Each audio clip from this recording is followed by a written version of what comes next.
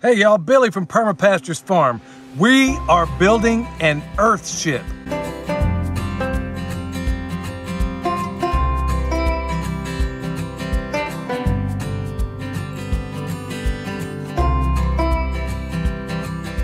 All right, y'all, here I am standing at what was originally going to be the site of the Earthship we're about to build. If you want to check it out, folks, it's the coolest, most permaculture structure out there, and nobody in the permaculture world, to my knowledge, has really built one before. Okay, so being, having the name of the permaculture pimp daddy, it only makes sense that we do it. Okay, little backstory. Back when we were in Texas, we were already gathering the materials to make that possible, but lo and behold, things changed. We moved and we ended up here. Well, I thought the dream was gone, because this is a dream of mine. This is one of those things that I can't wait to do, probably going to hate to do before it's all said and done.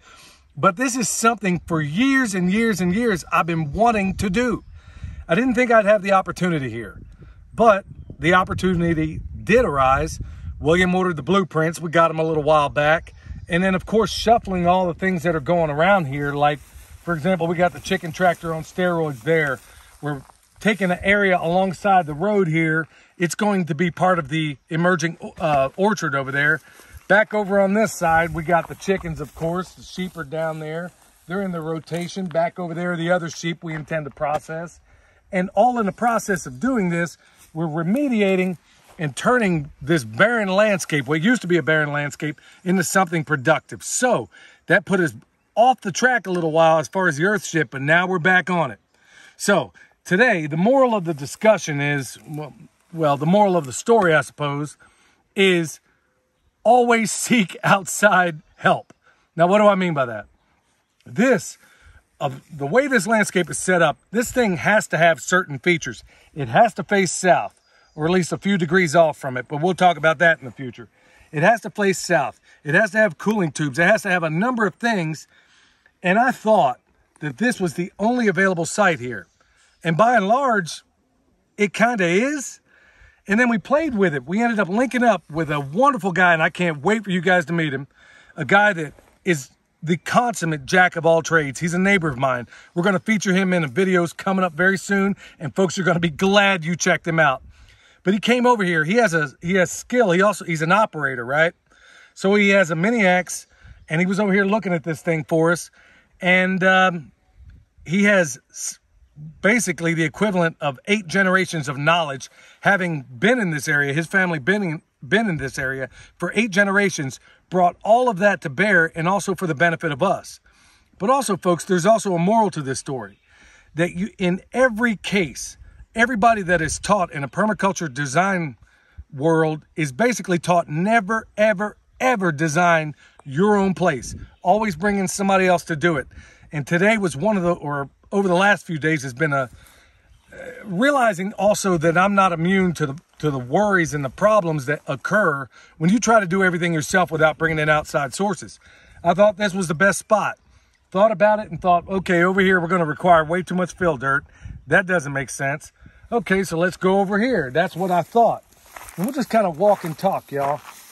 So I realized that the fill dirt that we were going to require for this was going to be entirely too much. And so I thought, okay, well, we need another site. So we basically chose this one over here where you see the red caution tape. Now, I thought, and I knew right off, just because all the water collects down in there, despite the fact that an Earthship is designed to shed this water and store it to a certain extent, I already knew that this was like plan B, and it still wasn't that great. So it wasn't until Justin, our neighbor, came out, really looked this place over. Yep, I got an amen from the chicken. Can you dig it? He looked this place over, and because of William and because of Michelle's closeness to this property, folks, this is why it is always cool to bring in somebody from the outside. Because the things you think you see, you don't see until somebody else points them out to you. In fact, I would dare say it is impossible for you to see something when you're too close. It's the same principle why a doctor is not supposed to diagnose his or her own family, okay?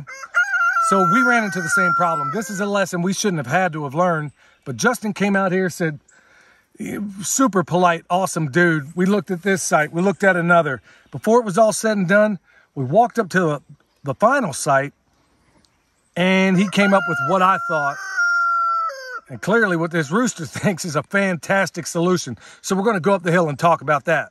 All right, so here we are up where the permaculture barn is located. Now, we are on a steep terrain, y'all, and there are very few flat spots. In fact, the only flat spots out here is where the house is and where this permaculture barn is. And it ain't all, this is an area they had to literally cut out of the side of a mountain. I know it's hard to get a sense of perspective here, but that's exactly what they had to do. So, with all that said, here's the solution that Justin came up with after having spent a fair amount of time out here trying to figure out what's what. He walked up the side of the mountain, thought, nah, that ain't gonna work out. And the only thing that really jumped out at him, and frankly, I was embarrassed that I didn't see it right off, was the very ground I'm standing on. This is the absolute perfect site out here on this. Now, it'll eventually go back into the hill. And yeah, there's some engineering issues we're gonna have to have, but things we can solve. The thing is, this is already largely flat. So we gotta do a lot of this stuff on a shoestring budget, and we have to do it at a time in America where building materials ain't exactly cheap. So we're gonna have to think outside of the box, because there's no way I'm letting this stuff stop us. I mean, we have the mindset on this that we're gonna go after Moby Dick in a rowboat and take the tartar sauce with us. So that means we gotta come up with pretty cool solutions using perhaps things that aren't typically used in a structure like this. Now, Justin looked at this and decided, you can put it right here. But here's the problem. You got a barn in the way. So the barn can't stay. This permaculture barn that we've been working on, putting all this infrastructure in, we're literally going to have to tear it down. Yeah, we're gonna have to tear it down to make this even work. And nobody's looking forward to that. So we're gonna take this, I think, and reassemble it down there in the previous spot. Now, folks, the moral to all this is the biggest thing I'm trying to communicate is that it's almost embarrassing, but I think it is critical, especially with having a YouTube channel and being something of an educator out there, to show folks that, hey, even if you have a certain amount of experience in this area, there are some catastrophic mistakes you can make. And sadly, we got me, Michelle, and William, all of us trained permaculture designers. Not one of us thought of the solution that was painfully obvious to Justin. Okay, the only difference was nobody wants to tear down a barn, you know? So we're gonna have to do that. So, folks, I mean, William just spent a couple of weeks doing consultations on the road. And this is a lesson we shouldn't have had to have learned, but we did. And thank God, because we brought somebody in, you know, this is a hard lesson, but thoroughly learned on the front end, and that's critical. At least we didn't build this thing in some place it shouldn't have ever been, and then wind up spending a lifetime of regret. Bringing somebody else in and looks at this with a clean slate has enabled us to say, okay, yeah, it's gonna be a pain to tear that barn down. We got a greenhouse attached right to it. We're gonna have to tear all that down and redo it. But it's the most economical, sensible, and common sense solution to a problem that we currently have. But folks, I'm not thinking about any of that right now. What's more important to me and everybody else here is that we are going to be building an Earthship. And to me, that will be a fulfillment of one of my life's dreams, because I've been wanting to build this thing forever and a day. Didn't think I'd have the opportunity. And frankly, I'm overjoyed that I do have the opportunity. I know it's going to be a lot of work, a lot of heartache, a lot of this and that, like every single construction project always is. But I'm looking forward to every bit of it. So folks, I hope this helps. Stay tuned. Look out for the videos we're going to do with Justin, because what he does is absolutely phenomenal. And it's not very well, and nobody that I know of in the homestead or permaculture space is even doing that. So stay tuned for that.